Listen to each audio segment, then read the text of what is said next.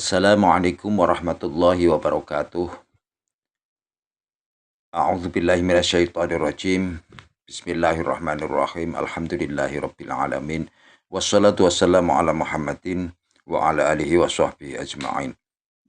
Amma ba'du. Pemirsa yang dirahmati Allah, marilah kita sama-sama bersyukur. Kita ucapkan alhamdulillahirabbil alamin. Kita panjatkan kehadirat Allah Subhanahu wa taala atas segala nikmat. Salawat dan salam semoga tetap dan selalu tercurahkan kepada Nabi kita Muhammad sallallahu alaihi wasallam. Pemirsa yang dirahmati Allah, marilah kita sama-sama ikuti dan kita dengarkan tausiah Mau'izatul Hasanah, uraian ilmu dari Kiai Haji Agus Mukhlasan Rasyid, pengasuh Pondok Pesantren Jaya Baru Bangsal Mojokerto. Mari kita sama-sama mengikutinya. Assalamualaikum warahmatullahi wabarakatuh. Waalaikumsalam warahmatullahi wabarakatuh. Berkaitan dengan yang dijelaskan tadi oleh Yang Mulia guru kita tentang masalah ruh dan imanul haq serta nur ma'rifat kepada Allah Subhanahu wa taala. Di sini kami yang tentunya hal itu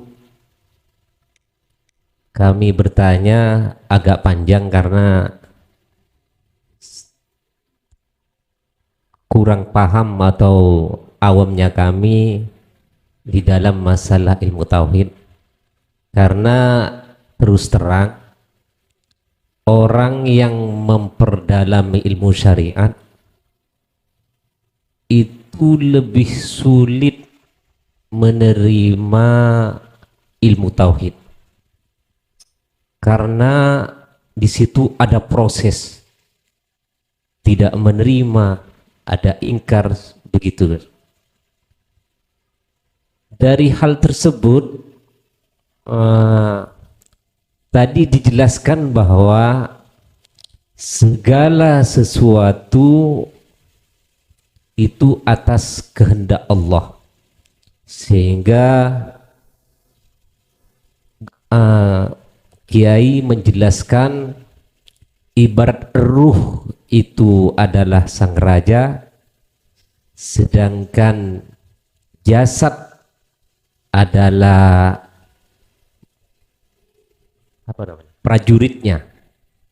Jadi ruh kuasa atas jasad sebagaimana raja kuasa kepada prajuritnya.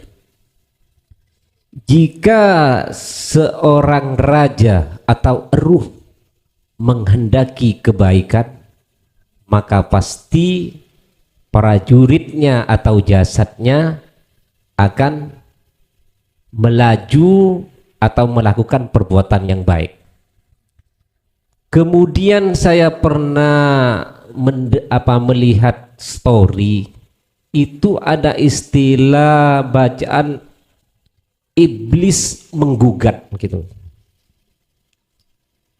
Tentunya ini berkaitan dengan keterangan kalau ruh dan jasad, kalau ruh memerintahkan untuk berbuat baik, kemudian apabila ruh memerintahkan kepada perbuatan yang jelek, siapa yang menyuruh? Atas kehendak siapa? Kalau dikatakan ke atas kehendak iblis, maka di sini iblis selalu disalahkan. Itu yang pertama. Jadi kami pernah melihat, mendengar iblis menggugat, seakan-akan iblis selalu disalahkan gitu. Itu ya, mungkin itu dulu sudah, iya, sudah. Iya, biar okay. Siapapun kita, Kalau belum sampai ke ahad, pasti iman kita pasti ada selain Allah. Itu pasti. Kalau posisi kita, siapapun kita, belum sampai di wilayah ahad, pasti akan mengadakan bahwasanya selain Allah itu ada.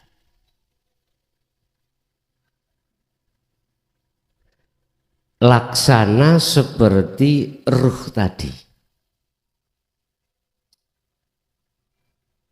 Kalau ruh masih bersifat makhluk, mesti ada nafsu, ada iblis. Ada iblis. Ruh sudah memerintahkan jasad untuk berbuat baik, tapi nyatanya kok jelek. Otomatis tuduhannya pada nafsu atau pada karena masih selain Allah ada. Selain Allah itu karena masih ada dalam diri kita. Contoh ya.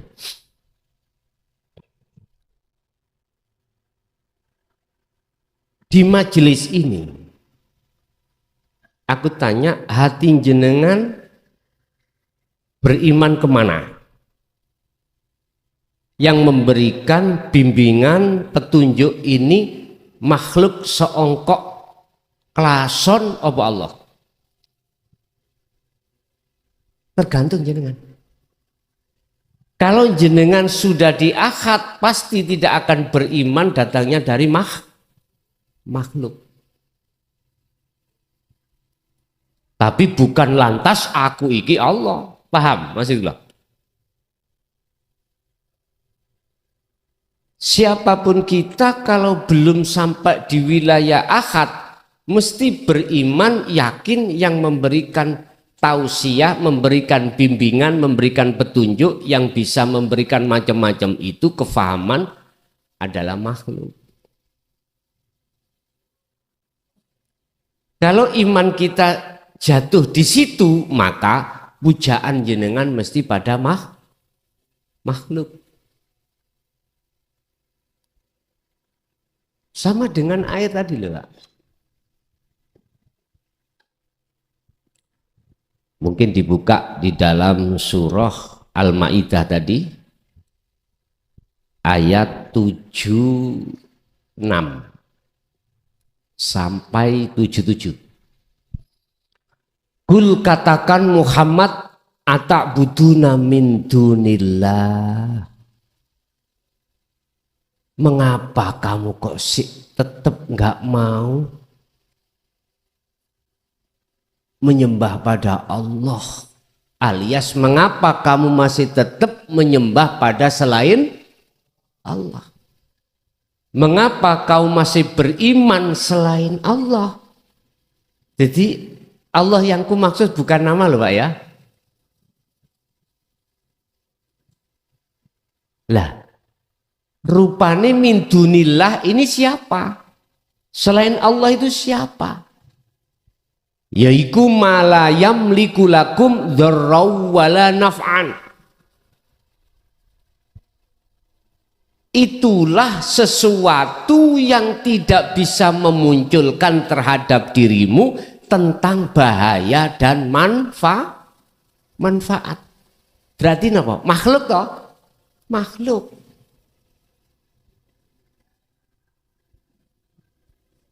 Mengapa kamu masih tetap menyembah hal itu? Artinya mengapa kau masih beriman terhadap makhluk?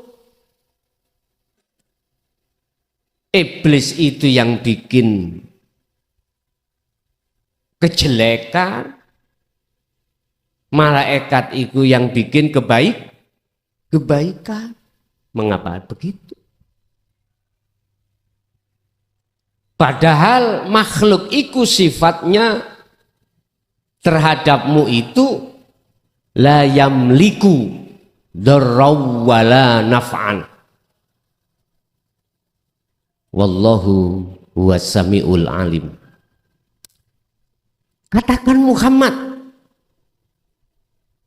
mengapa Rasulullah mengatakan yang isi kalimatnya adalah mengapa kamu masih tetap menyembah selain Allah? Mengapa? Apa asbabun nuzulnya?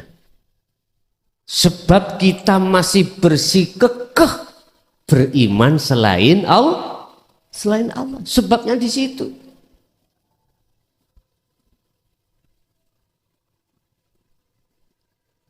Kul, katakan lagi Muhammad, ya ahlal kitab. Siapa ahli kitab? Orang yang alim, Pak, secara ilmu zahiriyah. Alim. La taghlu fi dinikum ghairal haq. Mengapa kau mengadakan di dalam agamamu terkait selain yang benar? Ghairal haq, yang dimaksud al-haq. Al-haq itu adalah ajaran yang mengesahkan hatimu pada Allah. Itu al-haq. Hanya satu, Pak, Rasulullah Muhammad sampai Nabi Adam secara rohaniah itu membawa ajaran hanya satu. Mengarahkan, mengajak hatimu hanya beriman dan menyembah Allah. Hanya itu. Secara rohaniah loh. Secara hakikat. Kalau secara syariat, syariatnya macam-macam. Rasul ini dan yang itu nggak sama. Tapi secara hakikatnya adalah mengajak hatimu, dirimu untuk menyembah, beriman hanya pada Allah. Tapi mengapa hal itu tidak kau sampaikan, bahkan kau mengada-ngadakan bab-bab yang lain? Paham bab-bab yang lain, Pak? Bab-bab yang lain terserah bab opo ini. Jadi ghairul haq ini adalah di luar dari dinu tauhid. Di luar. Ini karena ruhaniah loh, Pak, bukan secara dhahiriyah. Ini secara hakikiyah, bukan secara syariah. Wala tattabi'u ahwa'a qaumihim. Ahwa qaumin, janganlah kau mengikuti kehendak ajak-ajakan siji kaum yang kaum iku qadzallun, sungguh tersesat. Kaum yang tersesat maksudnya itu adalah hatinya, Pak, beriman selain Allah.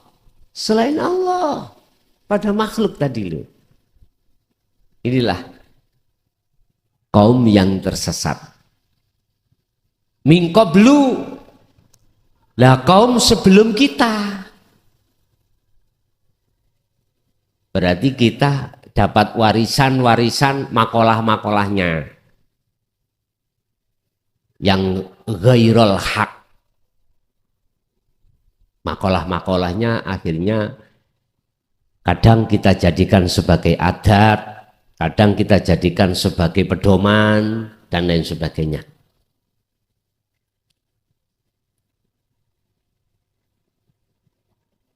Dan juga wa'adlu katsiron, dan kaum itu menyesatkan banyak orang.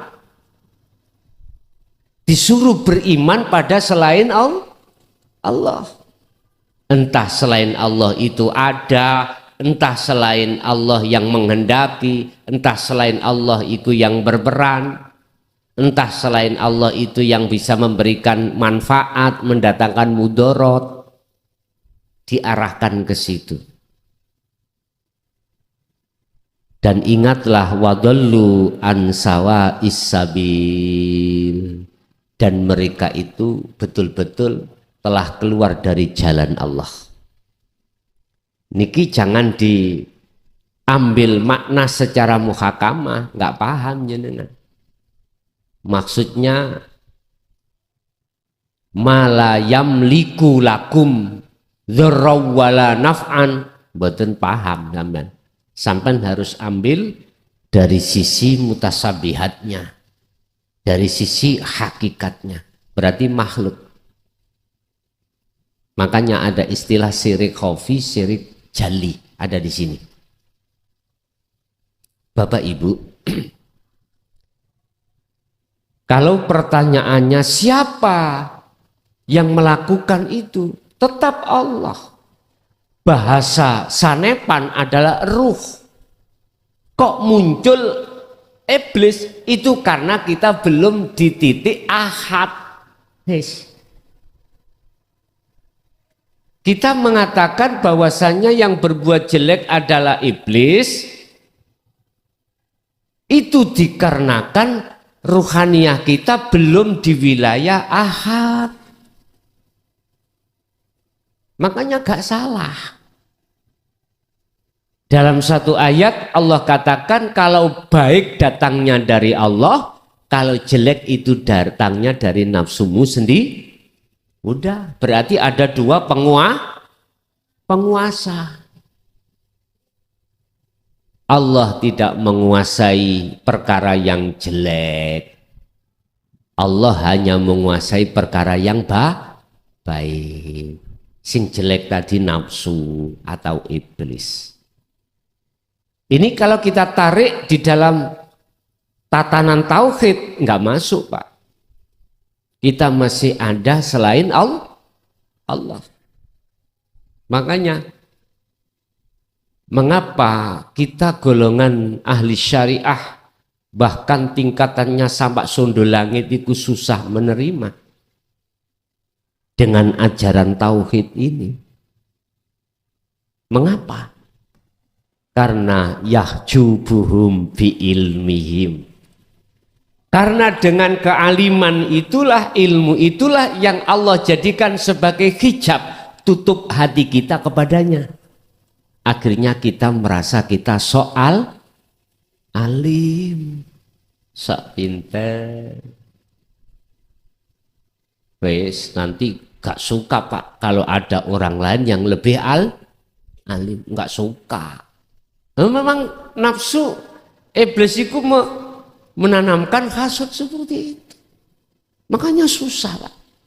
Saya bisa katakan hal ini ketika saat mulai tahun 2000 sampai 2023 ini 23 tahun saya berkoar-koar berkomentar tentang dinul tauhid. Keluh kesah, umpama saya sensus, malah sing gampang nompo itu golongan menengah ke bawah. Golongan menengah ke atas ya bisa sih, bisa. Cuman minoritas. Ini loh, Pak. Saya bisanya mengatakan itu karena sudah saya alami selama 23 tahun. Dan itu mohon maaf, cara pertentangan yang luar biasa dari ahli kitab. Saya hanya belajar untuk meniru Rasulullah. Apa? Gak gampang, gak mudah menyalahkan mereka yang menyalahkan. Caranya bagaimana? Dalam hati saya hanya berkata kepada Allah, yang membuat hal itu juga Allah. Bahasa syariat karena keterbatasan pengetahuan tentang dinut tauhid lah akhirnya menolak. Hanya itu. Tapi tidak saya ucapkan, Pak. Cukup di dalam hati. Jadi nggak ada masalah. Memang perjuangan itu kalau tidak ada pertentangannya ya kurang manis lah, Pak. Ya, kurang manis. Jadi Bapak Ibu, dari pertanyaan siapakah yang melakukan itu? Kalau toh iblis, kasihan iblis. Saya jawab bukan. Itu yang melakukan adalah Allah. Saneponi adalah roh. Sanepo, isaroh. Tapi saya tidak memakai bahasa isaroh bahasa aslinya adalah Allah. Jadi kalau boleh saya katakan, baik perkara yang dianggap manusia itu bagus ataupun jelek, taat atau maksiat, yang berperan hanyalah Allah. Itu bahasa kebenaran di dalam hati saya ungkapkan di luar, tapi akhirnya jadi gap. Makanya gak usah ditiru, cukup di dalam hati aja, ya.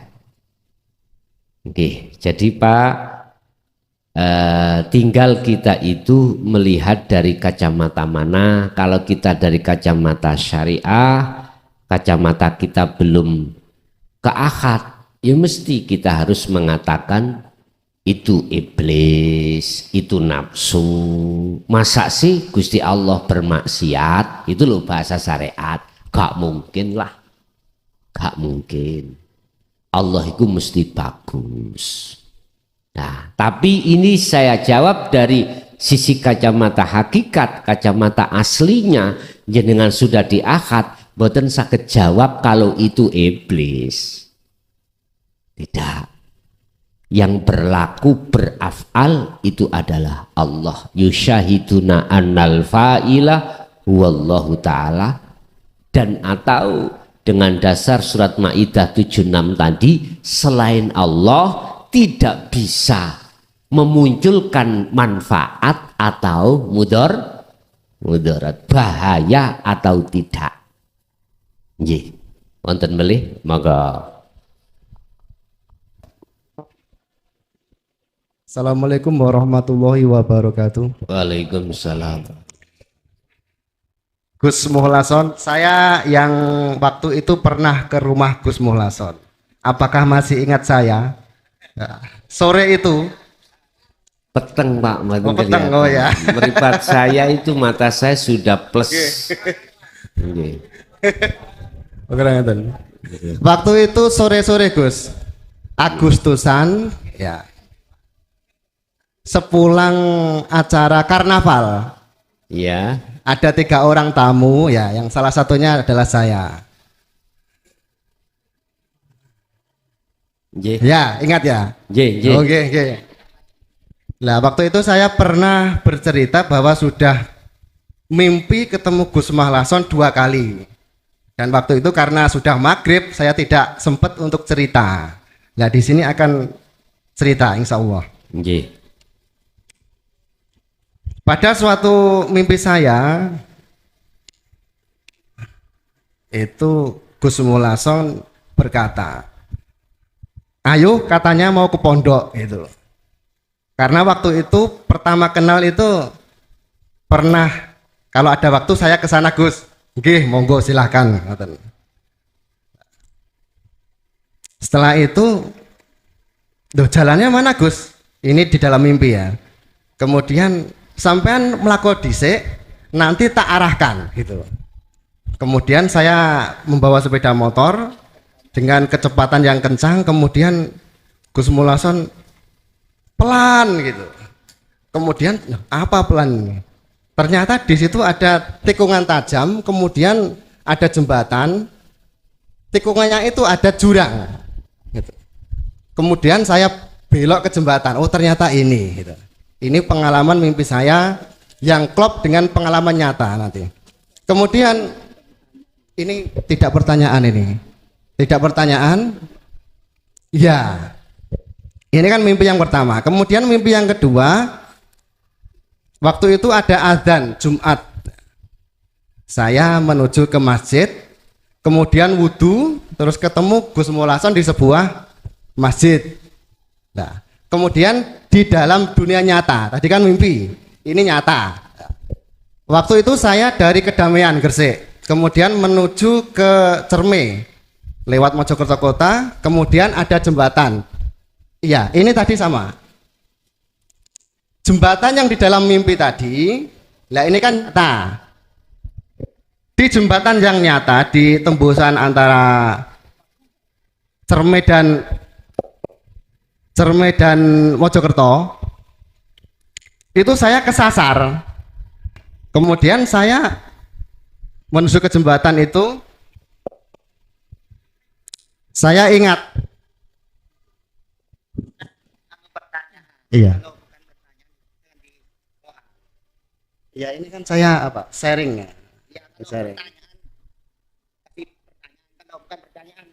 Ya nanti terakhir pertanyaan. Maaf Bapak Ibu. Terus kemudian di atas jembatan saya ingat tentang mimpi saya. Oh, ini ternyata Allah memperjalankan ini tuh. Ternyata Allah memperjalankan perjalanan saya lewat mimpi dan nyata itu ini. Kemudian saya sampai di Mojokerto ketemu dengan Gus Mulason. Ya masa Gus, saya sudah rohnya ketemu 2 kali, jasadnya kok tidak ketemu gitu. Kemudian Gus Mulason menjelaskan, ikutilah apa yang Allah perjalankan lewat mimpi atau lewat nyata, dan selalu dikir silur asror gitu. Terima kasih Gus. Pertanyaannya dari Bapak ini tadi titip kepada saya bahwa Bapak ini waktu menyembelih apa? Ayam. Nah, itu ingat dikir silur asror kemudian tidak jadi menyembelih gitu. Terima kasih. Assalamualaikum warahmatullahi wabarakatuh. Waalaikumsalam. Berarti bukan pertanyaan jenengan nih wau. Pertanyaan titipan. Nggih, pertanyaan titipan. Yes. Bapak Ibu, ketika si Salib melakukan suluk nuju wusul pada Allah, itu tidak semudah kita membalikkan tangan. Penuh kerikil yang tajam, duri yang merintangi. Kita akan bisa menghindar atau melewati semua apapun itu hanya satu, Allahu waliyul ladzina amanu yukhrijuhum minadz-dzulumati ilan. Tetap iman tentang pada Allah itu harus jenengan pegang teguh. Apapun yang dihadapkan, entah belokan tajam, entah apapun, tetap. Udah, itu tadi arti dari sebuah mimpi. Orang menuju yang kedua, orang yang menuju satu tujuan, oleh karena belum pernah menuju tujuan, sudah menjadi terbiasa dan sudah menjadi sunatullah bila mana kesasar terlebih dahulu. Ya, kesasar lebih dahulu. Seperti jenengan yang baru hari ini baru ikut di sini, pasti kesasar entah sebelah mana. Tapi bagi yang sudah sering mengikuti ke majelis, langsung Jogja, jujuk saja. Yes. Pertanyaan titipan tadi menyembelih hayawan. Apa kambing? Apa ayam apa kambing tadi? Oh ayam, yes. Nguna ya metenteng.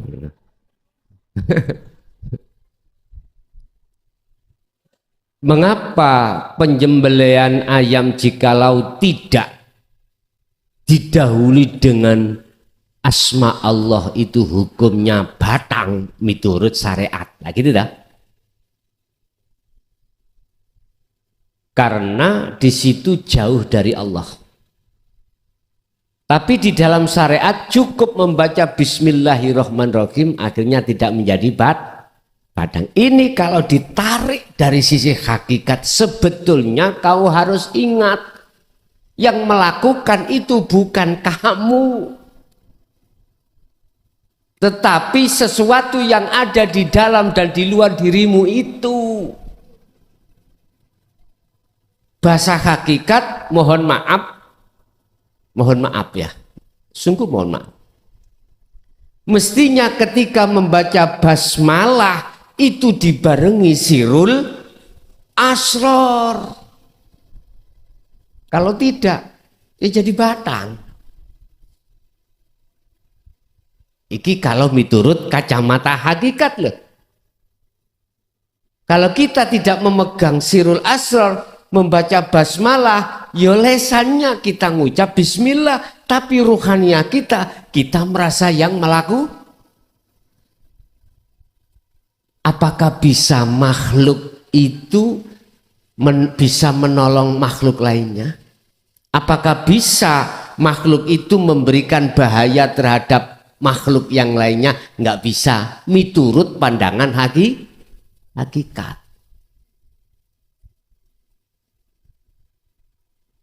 Mestinya gini, Pak.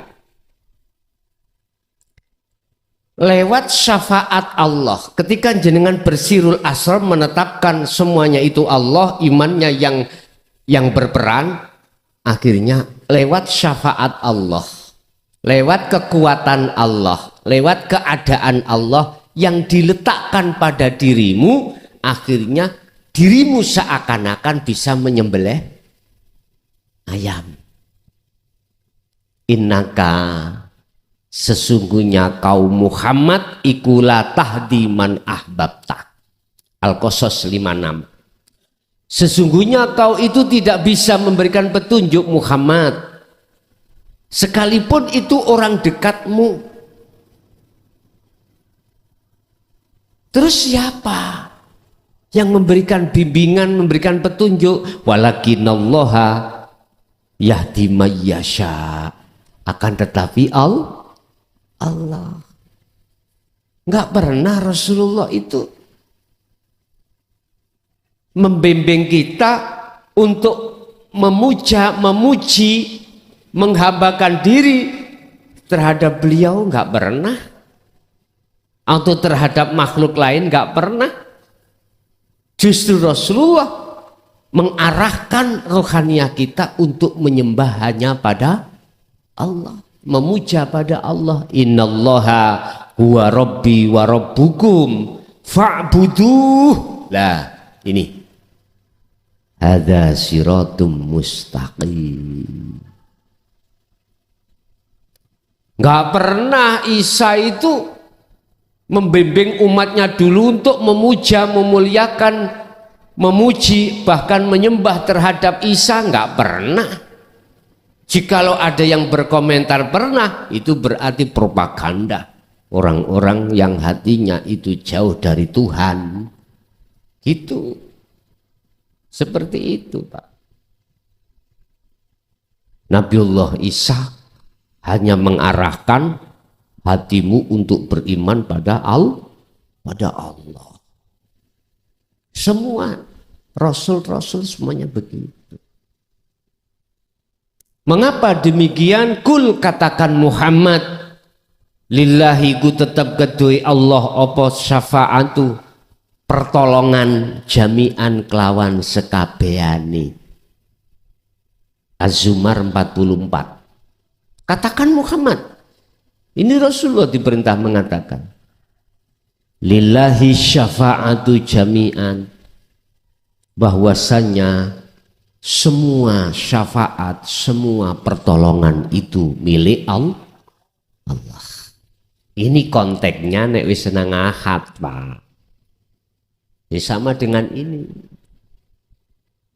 Sang penghilang dahaga, sang pendatang seger, itu Allah. Bukan air. Air iki makhluk. Rasulullah Muhammad juga cuman Gusti Allah mengizini terhadap beliau Kanjeng Nabi tentang syafaat. Sama Allah mengizini terhadap air, dibuat wasilah untuk datangnya rasa seger karena hukum syariat. Paham nggih? Yes. Jadi jenengan langsung teringat dzikir sirul asrar ketika menyembelih, itu sudah benar. Akhirnya dalam penyembelihan sampean sah miturut bahasa syariat, lebih-lebih sah miturut pandangan hakikat. Nggih. Terus pundi? Ada lagi?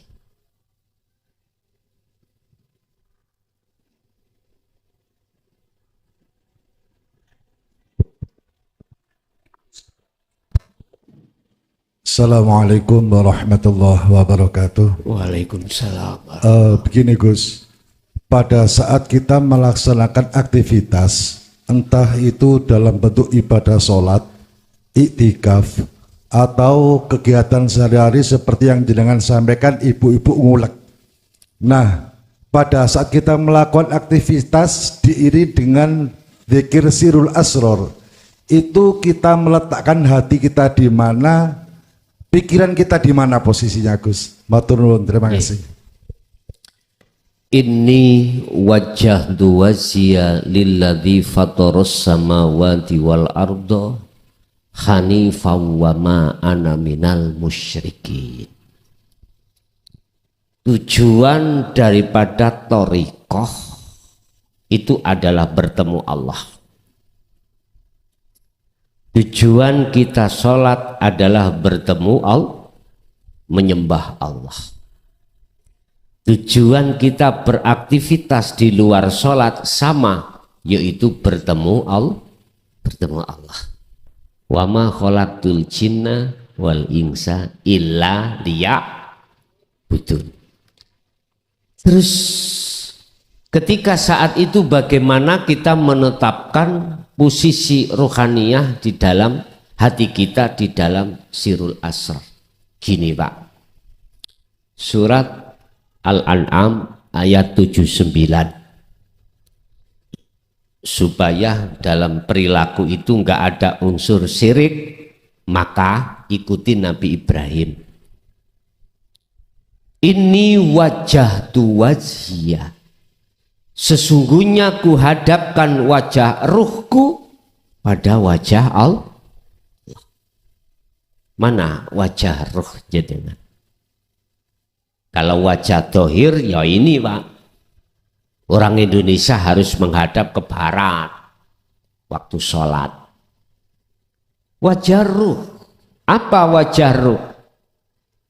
Imanul haq ini, itu wajahnya ruh. Iman yang benar.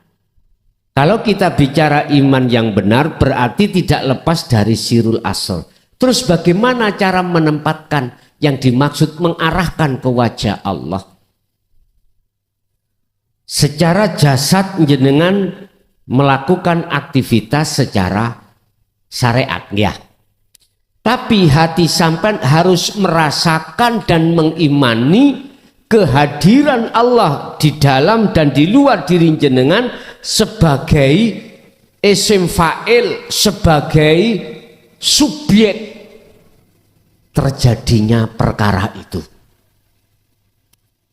Bahasa sederhana, hatimu harus merasakan Allah lah yang menggerakkan dirimu sehingga dirimu bisa bertakbir, bisa berdiri, rukuk, sujud, lungguh, duduk.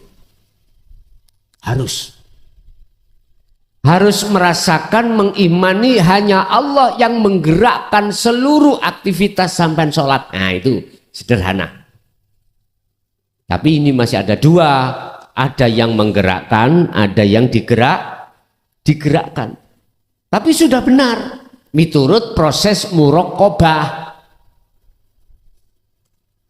Tapi nanti dikatakan musyahadah bertemu, sudah tidak ada lagi yang menggerakkan dan yang digerakkan. Pelakunya cuman ahad, sing bergerak yo sing gerakan. Bingung badan? Tapi bukan Nurullah niki loh, bukan jisim niki loh. Jangan dilihat jisim, jangan dilihat. Saya ulang, kalau dikatakan sudah musyahadah ainul basyirah setelah su'aul basyirah, la ibsar wa mubsar wa basar, sing gerakno dan yang digerakkan. Terus nama apa? Nggak bisa menamakan. Nek bahasa Quran dalam surah Toha ayat 14 ditegaskan innani anallah la ilaha illa ana. Bahasanya ana, aku. Tapi aku iki lho Pak nggih. Bukan aku makhluk nggih. Bukan. Aku ini loh. Kalau ana mutakalim berarti nggak ada yang lain Pak. Makanya prosesnya untuk ke akad itu lewat akadiyah. Menghilangkan seluruh nama-nama itu hilang. Akhirnya tinggal nama satu yaitu disebut ahad. Ar-Rahman, Ar-Rahim sampai 99 dihilangkan. Jadi siji dicecep jeret nama Allah. Jalalah. Ya udah itu. Berarti Ar-Rahman sak jerone Allah, Ar-Rahim di dalamnya Allah, tapi wis gak tampil.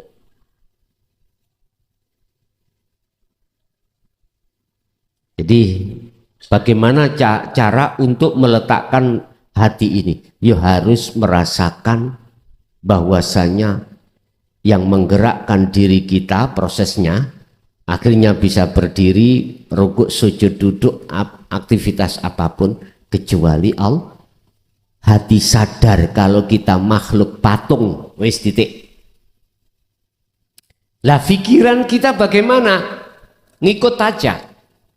Ngikut aja. Jangan ada cipta-cipta dalam pikiran. Sebab dalam pikiran kita mesti cipta-cipta iku arahe ning dunya. Arahe ning dunya. Arahnya ke luar dunia, luar Allah, yaitu urusan-urusan dunia. Nah terus bagaimana? Ya udah, suruh ngikut ae. Kalakal ngikut ae wis. Masih toh hitungan rokaatmu keliru kabeh, tenang ae, enggak apa-apa. Gak salah karena hatimu gendeng pada Allah.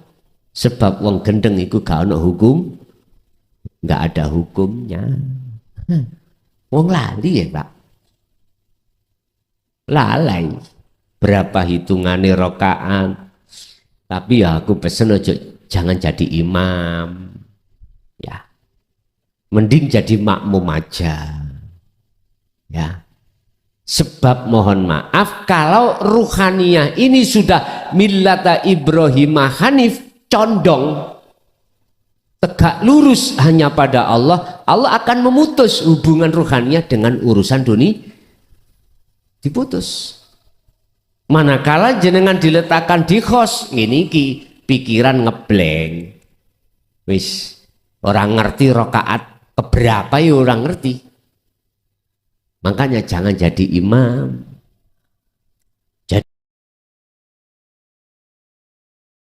Jadi yo makmum aja. Babalah imamnya sudah salam, kamu masih terus sholat. Gak bingung lainnya. Kecuali jenengan diletakkan Allah di dalam khawasul khawas. Berarti pikiran dan hati sama. Artinya sama. Ruhaniyah jenengan iki hanya duduk di musyahadah, pikiran sampean iki masih difungsikan Allah untuk hukum syariat. Berarti kalau maghrib 3 rakaat, nggak apa-apa. Jenengan jadi imam seperti ini nggak apa-apa. Mesti munculnya sifat papat, sidik, fatonah, tablek, amanah niku mengke. Ada lagi?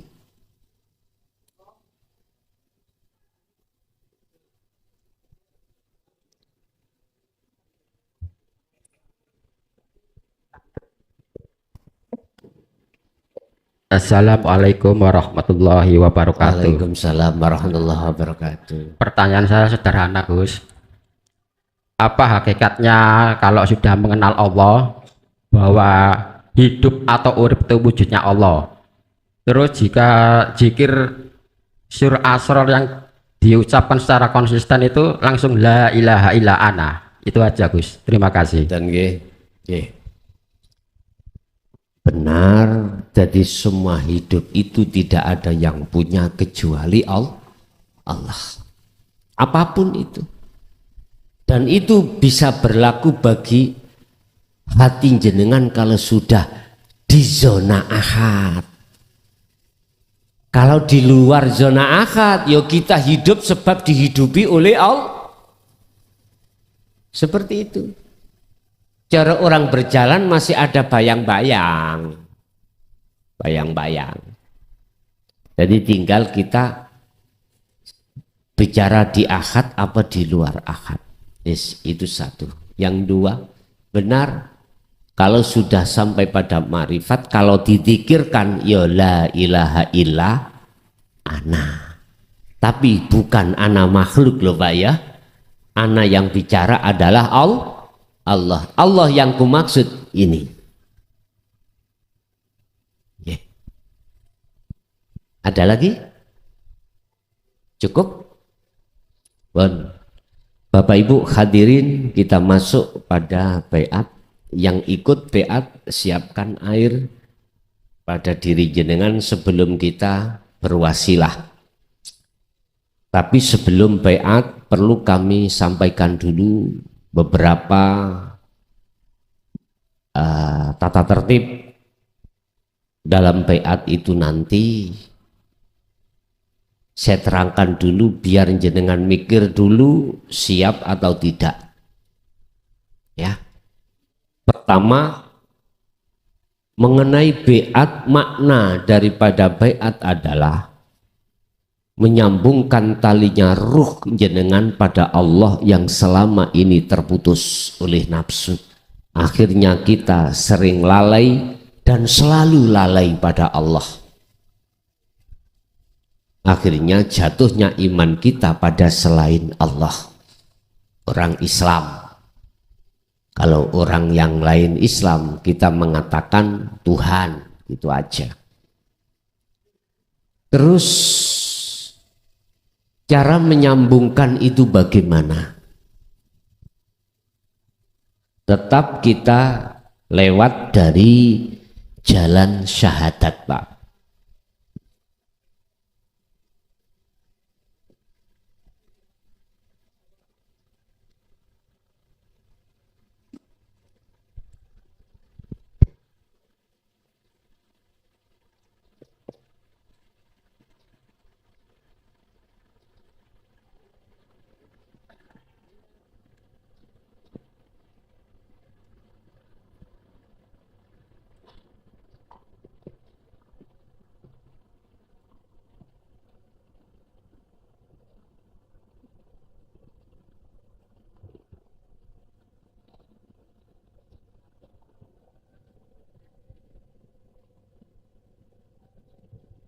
Bon. Maksud asyhadu bersaksi itu bukan jasmani, bukan, tapi ruhaniah. Ruhani dalam diri jenengan. Syahadat itu bersaksi. Lah bersaksi yang benar itu, yang bersaksi dan yang menyaksikan itu harus tahu siapa yang harus melihat siapa Allah itu, harus tahu. Jadi asyhadu maksudnya adalah ruhaniyah, penghadapan ruhaniyah sampean itu harus pada Allah. Lah Allah yang kumaksud adalah hidup yang ada di dalam dan di luar diri jenengan ini. Hati ruhaniyah itu harus klik sambung menyang hidup lewat imanul haq. Lah imanul haq munculnya dari sirul asrar. Inilah disebut dzikir sirul asrar. Apa sih sirul asrar? Di dalam sir ada beberapa sir. Di dalam rahasia ada rahasia lagi. Yang bila sautin wa kalamin wa lafdin, tanpa ada suara. Ruhaniyah, nek lesan bersuara. Artinya apa, Pak? Ketika lesan nanti mengucapkan asyhadu, harus ada rasa. Ada iman di dalam hati jenengan. Ngimani ke siapa? Ilallah. Allah yang menyambung. Jangan saya. Saya ini makhluk sama dengan jenengan. Sampai harus beriman yang menyambung, yang membaiat jenengan adalah Kalau saya cukup tajali aja. Sampai harus menyambungkan rasa di dalam ruhaniyah sampai pada hidup yang membaiat jenengan, yang menyambungkan jenengan, yaitu Allah. Iki dalam konteks baiat. Saiki sholat. Dikatakan jenengan bersaksi pada Allah. Ketika jenengan sholat ada sambungan rasa, sambungan iman hati jenengan, yang ada dalam diri jenengan adalah Allah yang menggerakkan. Itu berarti syahadat sampean benar. Kuncinya itu ada di syahadat, Pak. Siapa yang syahadatnya benar, mesti sholatnya benar. Siapa yang sholatnya benar, mesti lainnya juga benar. Sholat yang benar adalah sholat waqumu lillahi qanitin ay khosyiin, khusyuk. Itulah sholat yang benar. Lah, sholat yang benar itu, sholat yang khusyuk itu, manakala jenengan tidak hanya wassolawah, tapi juga wassolatil wusta.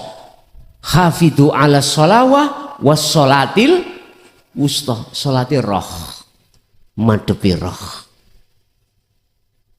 Ini baru kalau itu sudah melakukan berjalan jasmani sholat, ruhaniyo sholat, waqumu lillahi qanitin ay khosyiin, baru Anda akan bisa menjaga sholat dengan khusyuk. Kalau tidak, gombal. Tahu gombal? Alimo koyo opo, umpama saya tentang ilmu syariah, nggak bisa. Ini fakta loh, Pak. Saya entah jenengan nggak tahu aku. Saya alim tentang ilmu Quran, Pak. Alim tentang ilmu fikih, alim tentang ilmu alat, ya, tentang ilmu apapun hadis. Alime saya sundul langit, tapi kalau belum mengenal tauhid di dinul haq sirul asrar, saya kongkon sholat nggak bisa khusyuk. Jujur, Pak, jujur. Mengapa harus kita tutupi? Saya akan teringat istri, anak, tergantung posisi saya sebagai apa. Kalau posisi saya sebagai pendakwah, ya iling dakwai. Apalagi saya baru kenalan sama cewek. Loh, jujur, Pak. Mengapa ini harus saya tutupi di muka umat? Malu saya pada Allah. Mestinya gitu.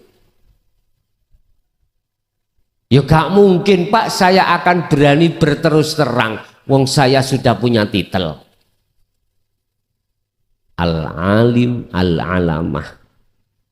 Gak berani. Tapi ayo coba kita sadar atas semua kebenaran yang datangnya dari Allah, mau nggak menerima? Mohon maaf. Jadi ketika asyhadu, sampai harus punya iman yang benar, yang kumaksud rasa keilallah, hidup yang membaiat jenengan. Anda makan, hidup yang mengangkatkan jenengan. Mengunyah, hidup yang mengunyah. Aku mengatakan hidup bukan sifat tuh, Pak. Ya ini. Tanpa ini nggak mungkin, Pak, kita bisa mengangkat nasi, mengunyah, menelan, nggak bisa. Mengapa kita tidak sadar kalau semuanya itu Allah? Karena kita menolak ajaran masuk ke situ. Titik, ada di situ. Dah. Sehingga dalam tauhid, mengapa la ilaha itu ada nafi, ilallah isbat? Karena sebelumnya dalam hati kita ada iman selain Allah. Kita nafikan, kita bersihkan. Lalu isbat, tetapkan ilallah. Jadi isi la ilaha, ilah, asalnya la ilaha, tidak ada Tuhan, la nafinya hilang, tinggal ilah, yaitu Allah. Dah, itu syahadat pertama. Syahadat yang kedua, bersaksi kita kepada Muhammad. Secara syariat, Ibnu Abdillah yang kita tidak menangi zamannya.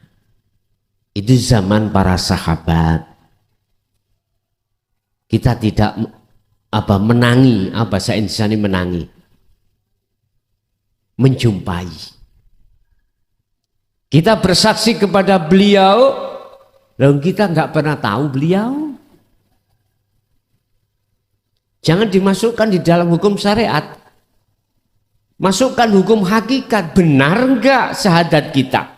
Kalau hukum syariat sudah benar Pak, kita beriman bahwasanya Nabi Muhammad ibnu Abdillah, Isa dan lain sebagainya itu adalah utusan Allah. Udah secara konteks syariat iman ini sudah benar. Cuman kalau kita ambil dari sisi hakikat, mohon maaf. Bagaimana kita dikatakan benar, wong kita tidak pernah tahu. Bagaimana kita dikatakan ingat pada Allah, lah wong kita nggak pernah ketemu. Orang yang ingat itu mestinya orang yang pernah ketemu baru. Ya tadi Pak E tadi Agustus katanya bertemu saya. Saya diingatkan, oh pernah bertemu, oh iya.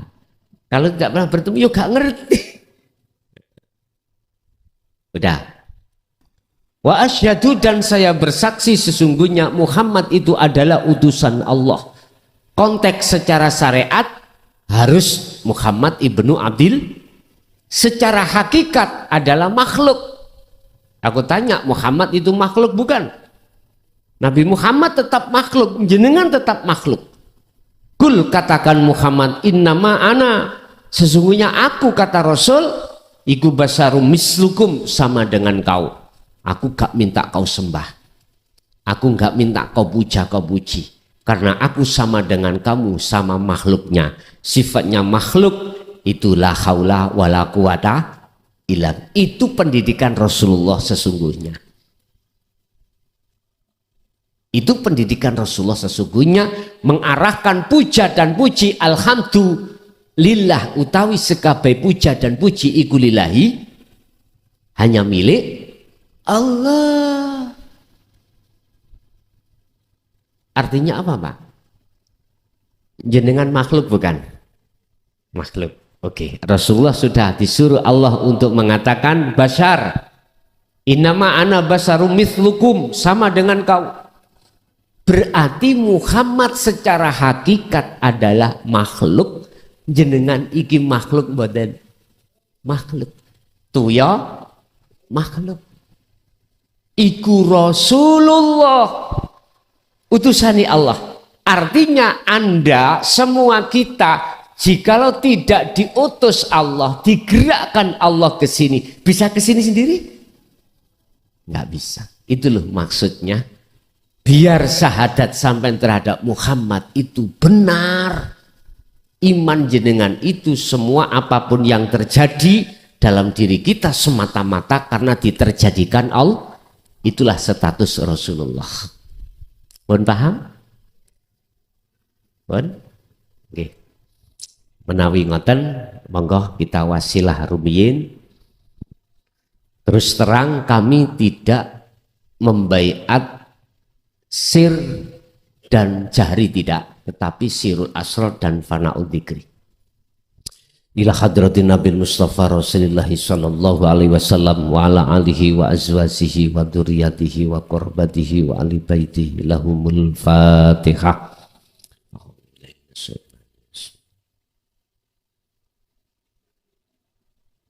Wa ila jami'il anbiya wal mursalin wal awliya wa syuhada wa sholihin wa tabi'ina tabi'ina sholihina ila yaumiddin, khususan jami' arsyadatina ila muntahum lahumul Fatihah.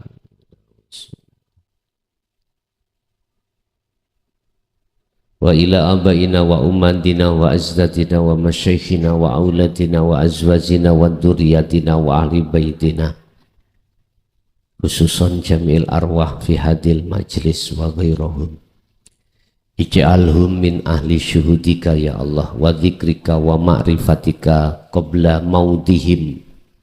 Lahumul Fatihah.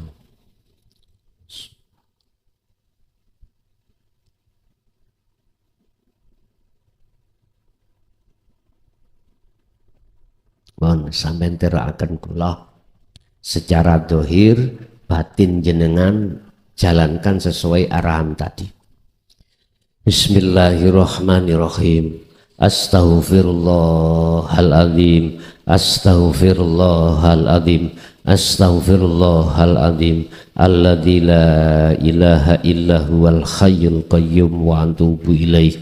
Allahumma sholli ala Sayyidina Muhammad wa ala ali Sayyidina Muhammad.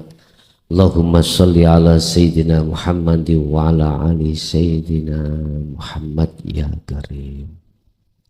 Ilahi anta maksudi wa ridhoka matlabi.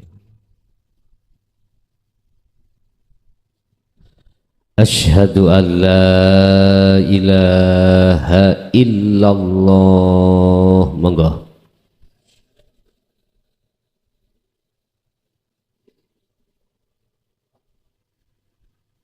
Wa asyhadu anna Muhammadar Rasulullah. Asyhadu an la ilaha illallah.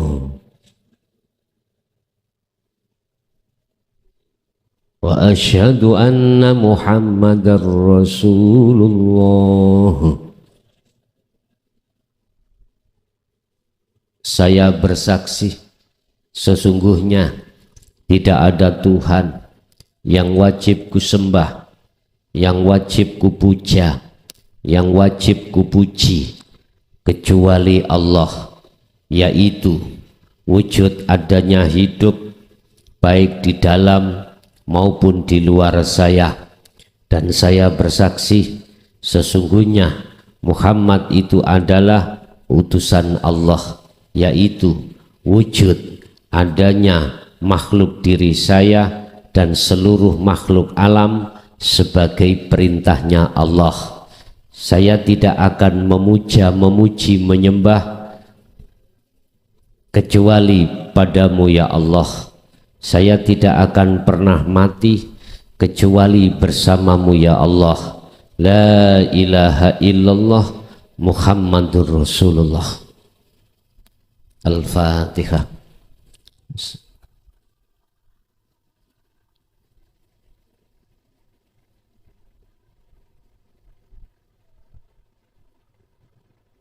Monggo air sampean beat jenengan sampean unjuk sambil midhangetake keterangane. Sakbadane tali ini telah disambung Allah. Tolong jagalah sambungan tali ini dengan cara berzikirlah sirul asrar terus menerus. Sadar bahwasanya apa yang terjadi pada diri jenengan, ningati sampean harus memunculkan keyakinan atau perasaan atau rasa bahwasanya yang berperan hanyalah Allah. Pun itu tatkala mudahnya muncul zikir ini didorong zikir sir, keluar masuk napas sampai mengucap Allah Allah, nggak apa-apa. Mengapa tidak? Itu didawamkan. Di thariqah kita diajarkan untuk berzikir sir, zikir khafi, lewat napas keluar masuk Allah, Allah. Di hakikat kita diajarkan sirul asrar, harus disertakan. Kalau tidak jenengan sertakan, mohal untuk bisa wusul, mohal. Hal ini lakukanlah 24 jam sesuai kemampuan di dalam diri jenengan masing-masing. Kita 24 jam ini ada zona 2, Pak.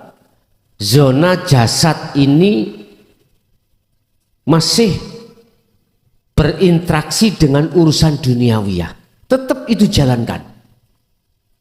Semampu dalam diri jenengan masing-masing. Zona yang kedua, kita dalam satu hari satu malam mesti jasad sudah tidak disibukkan urusan dunia. Contoh sholat, semua tinggalkan semuanya. Jenengan menghadap pada Allah. Sertakan sholat syariat jenengan dengan sholat hakikat. Artinya hatimu sibukkan untuk bersirul asror. Di dalam sirul asror ada 3 tahap. Su'aul basyiroh, merasakan, mengimani bahwasanya semua yang berperan di situ hanyalah Allah. Manakala ini terus jenengan asah, maka Allah akan sendirinya memindah Anda di ainul basyiroh, bertemu Allah. Tanda bertemu, Anda sudah fana, sudah tidak ada. Sudah merasa tidak ada jenengan yang digerakkan tadi, sudah tidak ada. Yang bergerak dan yang menggerakkan, artinya sudah tidak ada pelaku siji. Pelakunya adalah Ahad. Ya aku iki Allah. Gitu nanti. Baru pos yang ketiga, hakul basyiroh menyatakan benar imanmu, sodakta, benar imanmu. Ya iman yang benar di sini.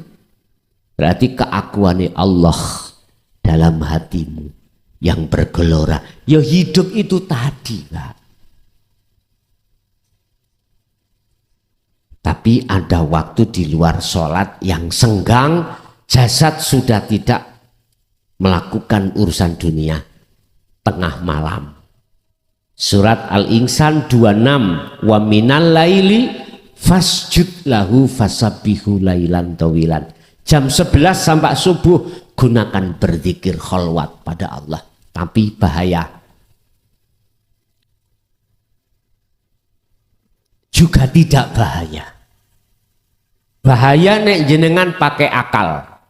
Tidak bahaya jenengan kalau hanya pakai hati. Hanya itu. Kalau pakai akal mesti panas sampean. Akan ditelusupkan nafsu di dalam alam-alam sing tidak jelas. Tapi kalau hanya pakai hati lewat sirul asrar, maka selamatlah kau dari alam-alam di dalam alam mukasyafah. Lakukan itu, tapi jangan takut. Anda tidak boleh takut dan tidak akan pernah takut manakala Anda selalu memegang tali Allah, yaitu adzikru bisiril asrar. Kecoane ukur sitok kuwi. Tatkala masuk di alam malakut, alam jabarut, alam lahut, atau bertemu para malaikat, begebluk bertemu macam-macam bangsa-bangsa gaib, Anda tidak akan pernah takut karena kau hatimu meyakini semua itu yang berperan adalah Allah. Udah, abaikan aja semuanya, ikuti proses dari Allah. Nanti Anda mengalami satu kejadian di mana ruhaniyahmu keluar dari jasmani. Kau nggak akan takut dan tidak akan khawatir mati apa enggak, istriku masih cantik, anakku masih kecil-kecil, bagaimana, nggak ada.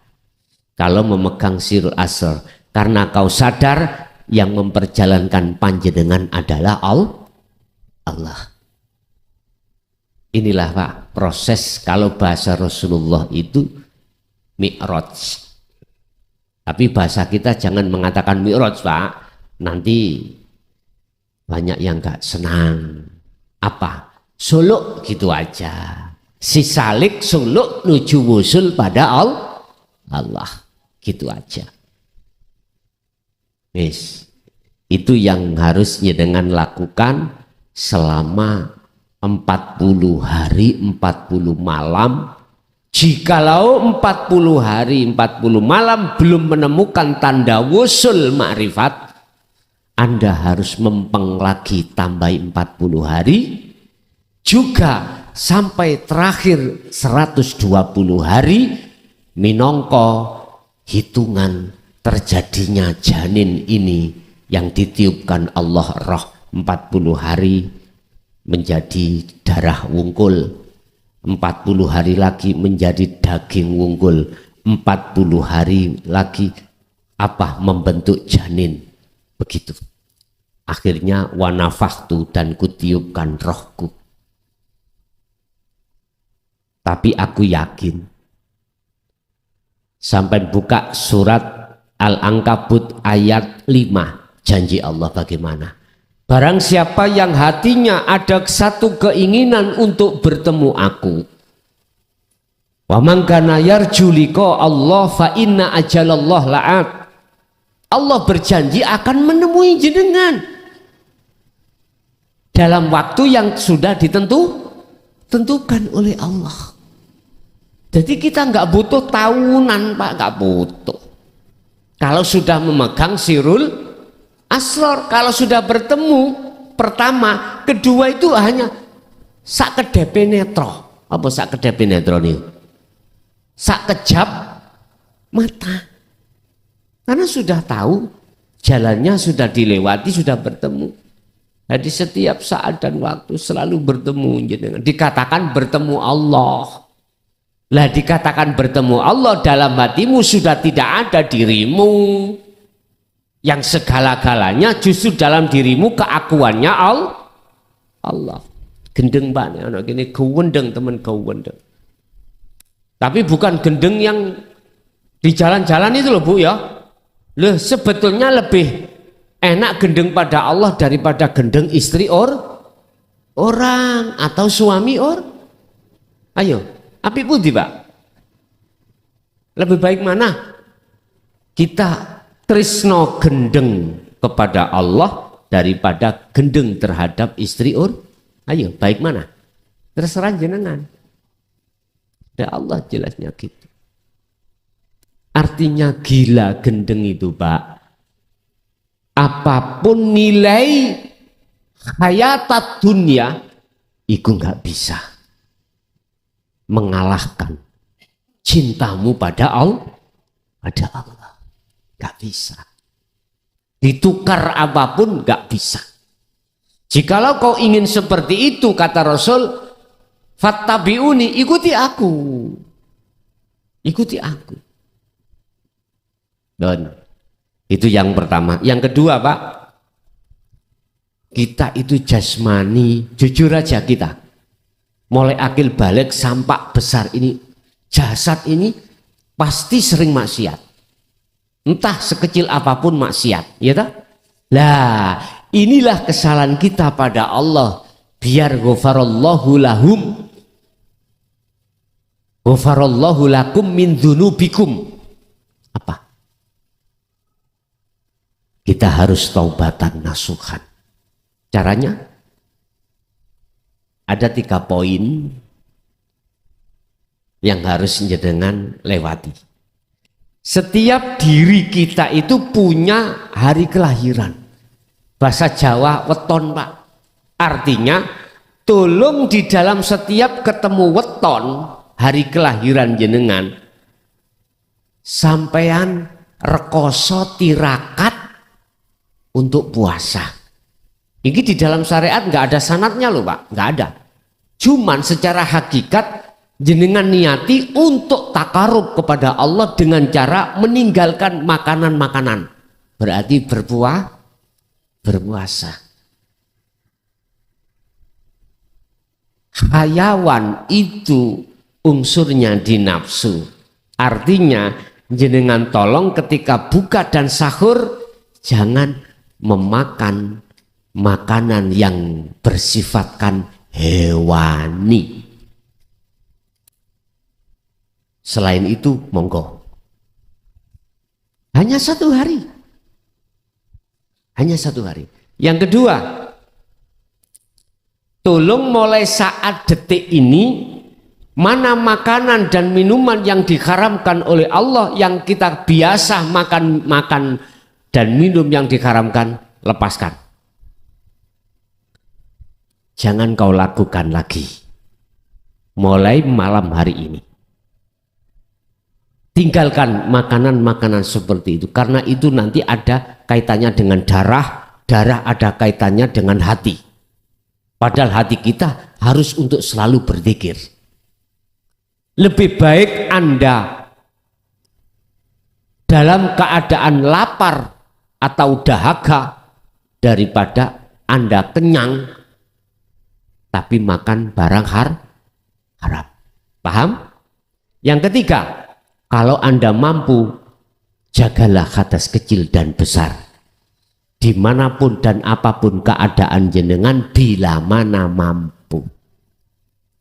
Yang terakhir, sinkronkan hukum syariat dan hakikat. Karena kita mengikuti sistem wasilun. Sistem di mana si salik itu proses ilmu, amal, istiqomah, seperti Kanjeng Nabi menghormati hukum syariat dengan adanya jasmaniyah, hukum hakikat dengan adanya ruhaniyah. Caranya bagaimana? Tinggalkan mana larangan yang telah dilarang dalam hukum syariat jasadmu, dan jalankan hukum apa yang diperintah oleh Allah dalam jasadmu. Tapi jangan pernah hatimu mengakui jikalau kau yang bisa melakukan. Tapi katakanlah yang melakukan hanyalah Allah. Itulah sinkrone hukum syariat dengan hakikat.